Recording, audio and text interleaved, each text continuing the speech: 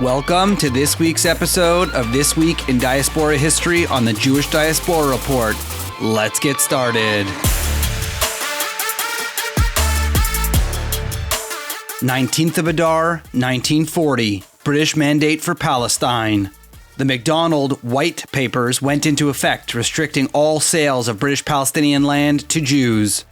The policy first drafted March 1939 was prepared by the British government. The paper called for an establishment of the Jewish national home in an independent Palestinian state within 10 years. This rejected the previous Peel Commission idea of partitioning the land between the two peoples. It also limited Jewish immigration to 75,000 for 5 years and ruled that further immigration would then be determined by the Arab majority. Jews were restricted from legally buying land in all but 5% of the mandate. This aim was to quell the violence between Arabs and Jews in the British Mandate for Palestine. Many of these restrictions stayed in place until the end of World War II, when the British left and Israel became a state.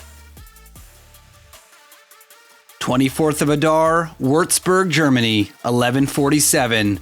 The Jews of Wurzburg were massacred by Crusaders. During the 12th century, Wurzburg housed one of the most important and prosperous Jewish communities. Wurzburg suffered the same fate as other German Jewish communities during the persecutions of the Second Crusade. Oftentimes, the Crusaders traveling from Europe to the Holy Land would attack Jewish communities along the way. The Bishop of Wurzburg, Siegfried von Querfurt, tried in vain to protect the Jews of the city, and following the events, he laid aside a portion of his private land for the burial of the victims of the Crusader massacre. 25th of Adar, Paris, France, 1181. The King of France orders the detention and ransom of all Jews in Paris attending shul on Shabbat. Immediately after the coronation of King Philip Augustus on the 14th of March, 1181, the king ordered that all Jews be arrested on that Saturday in their synagogues, and all of their money and investments will be taken. The following year, he published an edict of expulsion, but according to the Jews, a delay for 3 months was needed to sell all of their personal property. Any immovable property, such as houses, fields, vines, barns, and wine presses, were confiscated.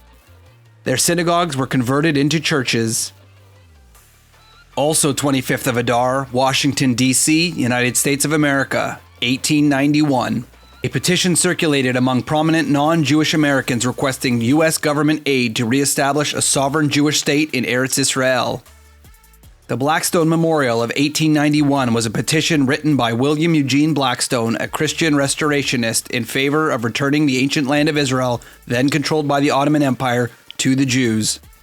It was signed by many leading American citizens and presented to the President Benjamin Harrison. The petition called for the USA to aid the reestablishment of a sovereign Jewish state. The petition was signed by prominent non-Jewish men like J.P. Morgan, William McKinley, John D. Rockefeller, among many others. It was a spontaneous expression of American sympathy for Zionism, totally independent of the Jewish Zionist activities.